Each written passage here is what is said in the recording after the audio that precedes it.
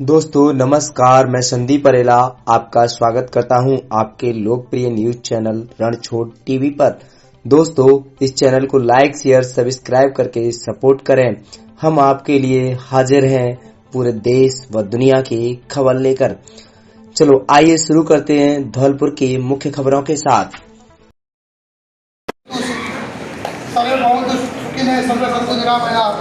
सर्वे भद्राणि पश्यन्तु, इस भावना के साथ ब्राह्मण काम करता है। कभी किसी को गाली नहीं बकता, कभी किसी का बुरा नहीं चाहता, और सुबह उठते पहले क्या कहता है, सबका भला करे भगवान। ये बात कभी ब्राह्मण ही कह सकता है। वो दौर था 1989-90 का, तो टारगेट लेके ब्राह्मण को गाली पकड़ी जाती थी। मैं उस समय छात्र राजनीति में था, बाड़ौदा कॉलेज का प्रेसिडेंट हुआ करता था। अखबार पढ़ा, राजस्थान पत्रिका और नवभारत टाइम्स, 2 अखबार आते थे। पत्रिका राजस्थान में पूरे में एक ही आता था, और नवभारत टाइम्स एक अखबार होता था। कुछ लोग जानते होंगे सर, 30-32 साल थोड़ी घटना है। तो मुझे लगा ये गलत तरीका है किसी जाति के बारे में बोलने का। मैंने जीवन में पहली बार कुर्ता पजामा उसी दिन पहना। 25 लड़के तैयार किए गिर करके, यार आज लालू यादव जयपुर आने वाला है, उसकी ऐसी की तैसी करनी। लड़कों ने करना क्या है, मैंने कहा अपन बजरी की गिट्टी होती है ना, आपने देखी हो, तो बजरी में मोटे पत्थर निकलते हैं, तो उनको अपनी जेबों में भरा। कुर्ता पजामा इसलिए पहना कि कुर्ते में जगह जगह होती है। और जैसे ही लालू यादव की जयपुर में आम सभा हुई, हमने उसको पत्थर फेंक दिया। एक मुख्यमंत्री को अटैक करना, जेल जाना पक्का था, पिटाई होनी पक्की थी। लड़कों से मैंने कहा तुम तो भाग गया ना, मैं अरेस्ट हो गया। उन्होंने मुझे लेने फोन दे दिया, उनको लगा 17 क्लास का एक लड़का आपके में चक्कर फंस गया, जेल में आ गया। मुझे फ़ोन दे दिया, मैं फ़ोन करता नेताओं को, मतलब मैं सुरेश मिश्रा बोल रहा हूँ, बोलते हो फ़ोन वो तेरी जमानत कराएंगे कि हाथों जोड़ी करके कि वकील को पटाया और वो मुझे बाहर निकाल रहा है। बाहर निकालने के बाद लड़कों ने मेरा समर्थन किया, ताकि इसने मर्दानगी से मुकाबला किया तेरे साथ में। तो मैंने कहा क्या करें, वो संगठन बनाया गया। उस समय राजस्थान में खाली एक ही ब्राह्मणों का संगठन था, राजस्थान ब्राह्मण महासभा, और एक गौड़ समाज का अलग संगठन था, सनातन समाज का अलग था, बागड़ा का अलग था, हरियाणा ब्राह्मण अलग थे, कान्य कुछ अलग थे, सरयू पानी अलग थे, अलग अलग संगठन बहुत सारे बने हुए थे। मैं वो तब तक भी नहीं मानता कि मैं कौन सा ब्राह्मण हूँ, मुझे नहीं मानता, मैं मानता कि ब्राह्मण हूँ। तो मैंने लोगों से पूछा, तो उसने कहा मैं तो गौतम ऋषि का संतान हूँ, हम तो बुजुर्ग ब्राह्मण है। कोई कहे मैं हरियाणा ब्राह्मण हूँ। 91 में उसका रजिस्ट्रेशन कराया संगठन का, और धीरे धीरे करके अपने लोगों को जोड़ने का चालू किया। अब पहली बार परशुराम जयंती, हम में से किसी को याद हो या ना याद हो, परशुराम जयंती के आयोजन नहीं होते थे पहले, ना गाँव में, ना तहसील में, ना जिले के अंदर। वो 91 की शुरुआत की जयपुर में, जब मैं पहली बार परशुराम जी की शोभा यात्रा निकाली 91 में। कोई चंदा नहीं लेना, आज लोग मिलेंगे, इकट्ठा होंगे, खर्चा करते। 1000 ब्राह्मणों को बुलाया और चर्चा करी, तो ब्राह्मण कैसे इकट्ठा होना चाहिए। ब्राह्मण महासंगम का आयोजन किया जा रहा है। सर्व ब्राह्मण महासभा पिछले लंबे समय से 14% आरक्षण की मांग कर रही थी, और उनका सबसे बड़ा उद्देश्य ये था कि राजस्थान में EWS का आरक्षण 14% होना चाहिए। लेकिन हुआ फैसला 10% का।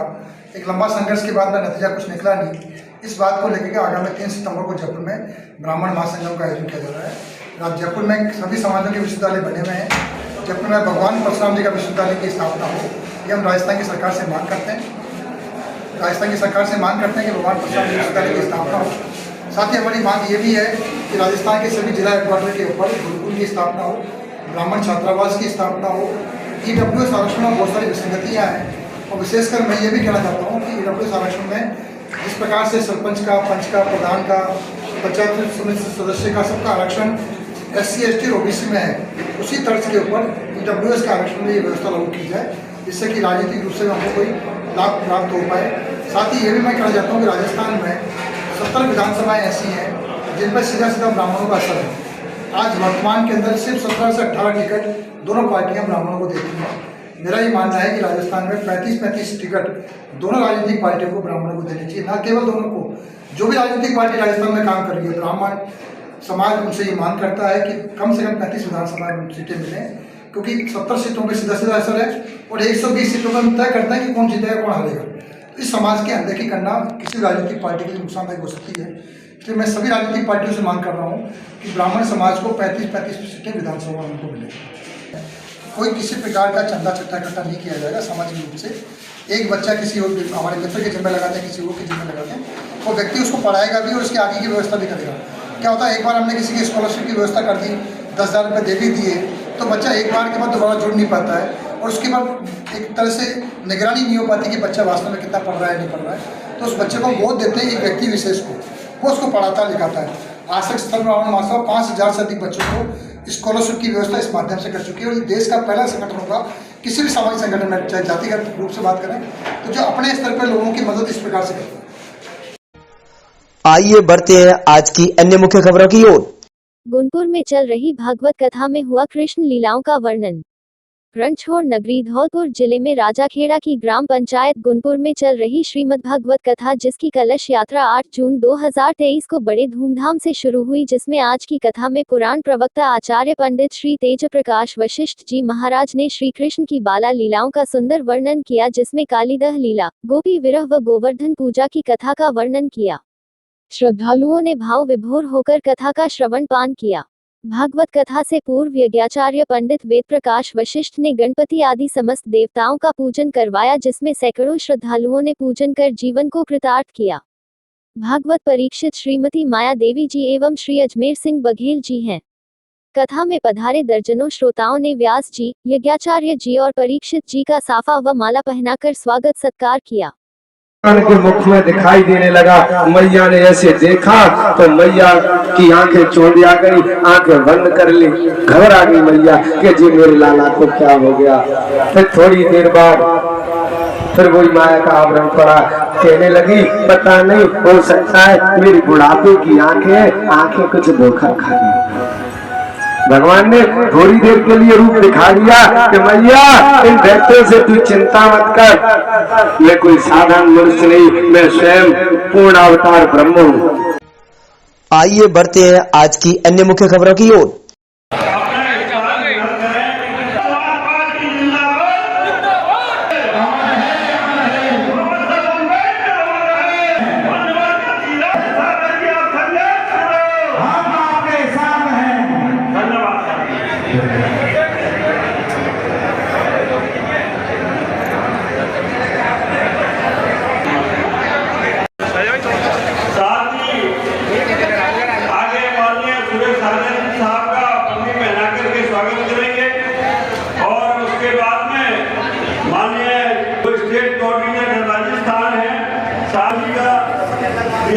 पहना करके स्वागत करेंगे।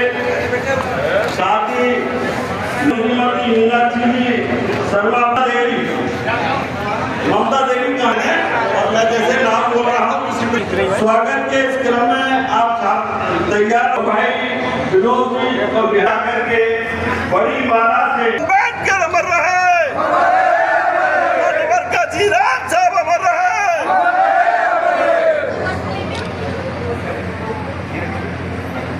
ध्यान रखा है हमने। अब माननीय गौतम साहब को माला पहना करके साहब का स्वागत करें।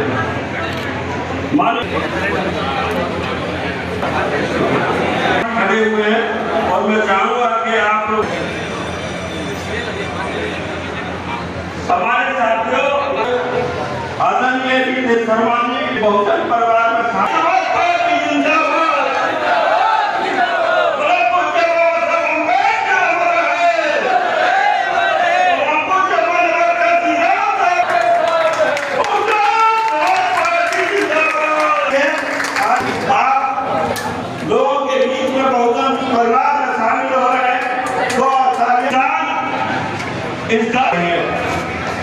उन्हीं के निर्देशों में आज हमारे बीच में एक रिक्वेस्ट की बड़ा निवेदन किया, तब जाकर के अपना कीमती समय निकाल करके बीच में साहब को अभ्यास सुनते हुए भी हमारे बीच में पहुंचने वाले समय का अभाव है, और मैं ज्यादा वक्त ना लेते हुए मैं चाहूंगा। जब मेरी माँ भाषण दे रही थी तो मैं देख रहा था 2-3 लोग रो रहे थे, मन से दिखाई दे रहा था मुझे। वो रो इसलिए रहे थे क्योंकि उनका लगाव, वो शायद यहाँ पे मेरे पिता को याद कर रहे थे, उनको रैया जी याद आ रहे थे। तो ये प्यार मैं आपको मंच को बताना चाहता हूँ कि ये कोई यहाँ राजनीतिक भीड़ नहीं आई है, ये वो सारे लोग हैं जो हमसे दिली लगाव रखते हैं, व्यक्तिगत लगाव है, किसी का कोई लोभ लालच नहीं है। कल रात को 11-12 बजे तक मेरे पास इस जिले के कोने कोने से फोन आ रहे थे, कंफर्म कर रहे थे कि रितेश जी कितने बजे का कार्यक्रम है, 12 बजे, 12:30 बजे। और सच्चाई ये कि मैंने उन लोगों को कभी देखा भी नहीं, मैं शक्ल से जानता नहीं, पहचानता नहीं। वो लोग मुझे फोन करके कह रहे हमें पता पड़ा आपका कार्यक्रम है, हम आना चाहते हैं। तो मैं सच्चाई ये कि मैं चाह के भी मैं शायद इस आभार को कभी आप लोगों को लौटा नहीं पाऊंगा। आप लोग इतनी बड़ी संख्या में यहाँ पधारे, वो प्यार मैं देख रहा हूँ आंखों में उमड़ रहा है। काश मुझे भगवान इस लायक बना सके कि मैं कुछ आप लोगों के लिए लौट के कर सकूं। मैं रितेश शर्मा, पुत्र स्वर्गीय श्री मुरारीलाल शर्मा एवं मीनाक्षी शर्मा, धौलपुर क्षेत्र के कोने कोने से आए आदर के समान बंधुओं और सर्वप्रथम जय भीम, जय भारत, अस्सलाम वालेकुम, राम। आज का दिन मेरे जीवन का बहुत ही महत्वपूर्ण दिन है। मैं अपने जीवन की नई राजनीतिक पारी शुरू कर रहा हूँ। मेरे इस नई शुरुआत में मेरा मनोबल, मेरी हिम्मत बढ़ाने के लिए मेरी एक छोटी सी सूचना पर इतनी भीषण गर्मी में आप लोग यहाँ पे अपार संख्या में पधारे, आप सबको मैं अपने आत्मा से, दिल से बहुत बहुत धन्यवाद देता हूँ, आभार जताता हूँ। और इस आभार में आजीवन मैं कभी इस एहसान को नहीं चुका पाऊंगा। बहुत लोगों को व्यक्तिगत रूप से नहीं जानता हूँ, जैसे मैंने कहा, पर यहाँ पे आपको शायद ज्ञान नहीं होगा, 4 विधानसभा क्षेत्र हैं, बसड़ी, समुद्रा, राजाखेड़ा ब्लॉक्स हैं, सभी जगह से यहाँ पे लोग आए हैं, सभी समाजों के लोग आए हैं यहाँ पे। मैं ये कहूँ कि कोई एक निजी समाज, कोई एक समाज नहीं है, सातों समाज है यहाँ पे। सब आपकी नॉलेज के लिए बता दो, बहुजन समाज के सभी महापुरुषों के साथ, खासकर परम सम्माननीय डॉक्टर भीमराव अंबेडकर व बसपा संस्थापक मान्यवर काशीराम जी को नमन।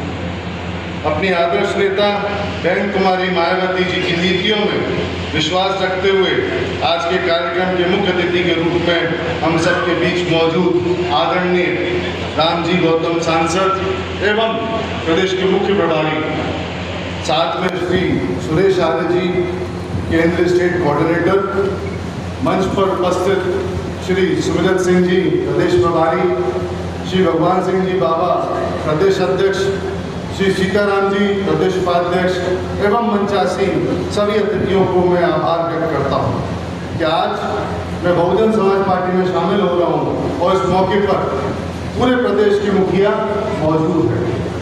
ये मेरे लिए बहुत ही सौभाग्य का मौका है।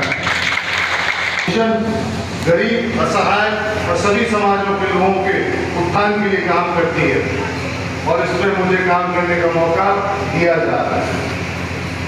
बहन मायावती जी ने सब समाज को उत्तर प्रदेश सरकार में समान भागीदारी देके सब समाज का उत्थान किया है। मैं आप सबको इतनी बड़ी संख्या में आप यहाँ पधारे, कुछ प्रश्न होंगे आप लोगों के बीच में जो मैं चाह रहा था कि इस मंच के माध्यम से बताऊं।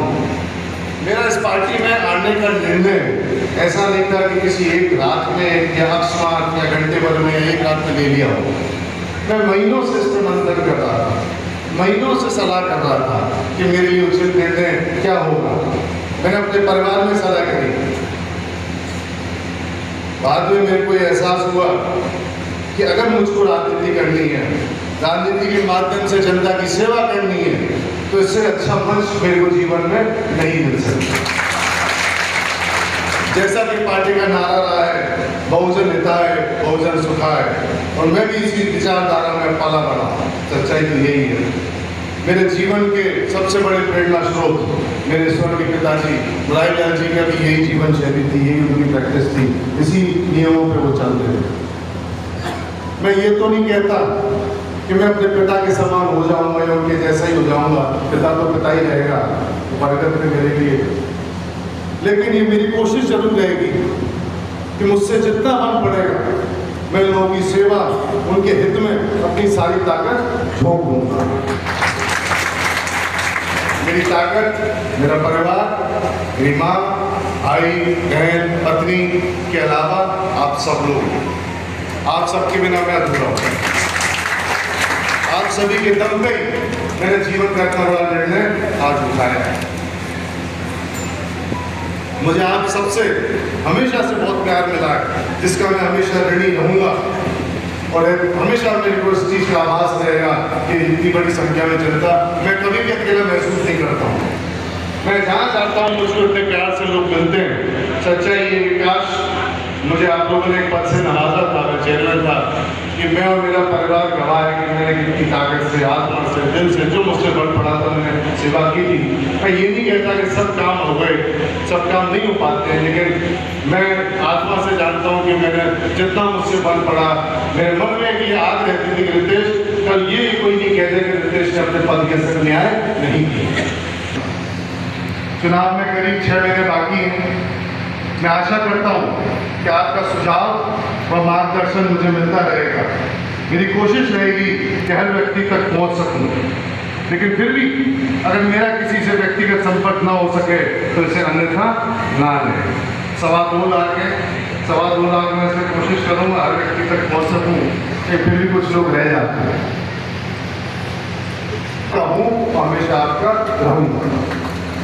चुनाव आते जाते रहेंगे, लेकिन मैं पूरी कोशिश करूंगा कि जो व्यवहार मेरे पिताजी का रहा, मैं ये तो नहीं कहता कि मैं आसपास बराबर रहूंगा, लेकिन मेरी कोशिश रहेगी कि मैं उस व्यवहार को निभा सकूं, उसको पूरा कर सकूं। आज एक व्यक्ति ने, बुजुर्ग व्यक्ति ने मुझे चलते चलते एक बात कही, मैंने उसको लास्ट के लिए लिख लिया था और इसको मैं सबसे आप सबसे शेयर करूंगा। उसने चाहे उसको आशीर्वाद के रूप में मान लो कहा, जो भी है, मैं दोहराना चाहता हूँ। उसने कहा कि बादलों की ओर से सूरज निकलने वाला है, सफर जारी रखो रितेश, तुम्हारा वक्त आने वाला है। इसी के साथ जय भीम, जय भारत, खुदा हाफिज़, राम राम साहब। माननीय रितेश शर्मा जी, उनके साथ उपेंद्र दत्त शर्मा जी, आदरणीय रितेश जी की माता जी की मंच पर बैठी है मीनाक्षी जी, हमारे जिले के जिलाध्यक्ष सम्मानित अमर सिंह बंसीवाल जी, पूरन सिंह कुशवाहा जी, हमारे पार्टी के सभी जिले के प्रभारी और महापुरुषों के चरणों श्रद्धा के समर्पित करते हुए और आज के बहुजन समाज पार्टी द्वारा स्वच्छता ग्रहण सम्मेलन में हमारे बीच उपस्थित केंद्रीय state coordinator Suresh Arya ji, state coordinator Rajasthan Shri सुमरत Singh ji, प्रदेश के अध्यक्ष भगवान सिंह बाबा जी, प्रदेश महासचिव करण सिंह भंडारी जी, प्रदेश सचिव आरिफ खान जी, और साथ ही जिन्होंने आज बड़ी ताकत के साथ में बहुजन समाज पार्टी का दामन थामा, जिन्होंने बड़ी ताकत के साथ में बहुजन समाज पार्टी की विचारधारा में आज अंगीकार किया, भारतीय जनता पार्टी को छोड़ करके श्री उपेंद्र दत्त शर्मा जी, श्रीमती मीनाक्षी जी और साथ ही इनके बेटे श्री रितेश कुमार जी, आप सभी मेरी तरफ से और धौलपुर की जनता की तरफ से उनका बहुत बहुत स्वागत। सभी मीडिया वासियों का मेरा तहे दिल से स्वागत है। और सबसे बड़ी चीज जो उम्मीद नहीं की थी, आप सभी बुजुर्ग भाई बहन सभी लोग इतनी गर्मी में अपना बहुमूल्य वक्त टाइम जो आपने हमको दिया, मेरे परिवार को, मेरे बच्चे को दिया, इसका सबूत है कि आज भी आपके दिल में हमारे लिए कितना प्यार है। राजनीति एक अलग चीज है, लेकिन हमारा परिवार सालों से आपके साथ इस तरह जुड़ा है कि आज ऐसा लगता है कि सब मेरे परिवार के लोग हैं। आप लोगों के बिना हम अधूरे हैं। बस इतना कहूँगी शॉर्ट में, टाइम बहुत कम है। मुरारी लाल जी मेरे स्वर्गीय पति, जिनको आप सब जानते हैं, वो आपसे, हमसे नहीं, आपसे इस तरह जुड़े थे, इतना प्यार करते थे कि उनको अपना परिवार नहीं देखना था। उन्होंने अपना जीवन जब उनसे बना आपकी सेवा में, आपके प्यार के लिए जीवन दिया, और वही प्यार आपने उनको छोड़ी भर भर के लौटाया।